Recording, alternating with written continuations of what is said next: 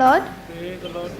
खुदावन के ज़िंदा पाक कलाम में से ज़बूर 138 वर्स 1 to 8। मैं पूरे दिल से तेरा शुक्र करूँगा, माबूदों के सामने तेरी मदद सराह करूँगा।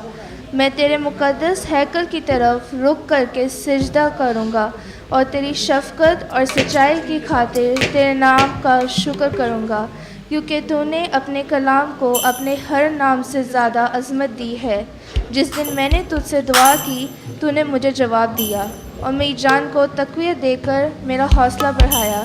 ऐ खुदावन, ज़मीन के सब बादशाह तेरा शुक्र करेंगे, क्योंकि उन्होंने तेरे मुँह का कलाम सुना है। बल्कि वो खुदावन की राहों का गीत गाएंगे, क्योंकि खुदावन का जलाल बड़ा है। क्योंकि खुदावन अगरचे बुलंद व बाला है, तो भी खाकसा का ख्याल रखेगा, लेकिन मगरूर को दूर ही से पहचान लेता है। हाँ, मैं दुख में से गुजरूं, तू मुझे ताज़ा दम करेगा। तू मेरे दुश्मनों के कहर के खिलाफ हाथ बढ़ाएगा और तेरा हाथ दाहिना हाथ मुझे बचा लेगा, क्योंकि खुदावन मेरे लिए सब कुछ करेगा।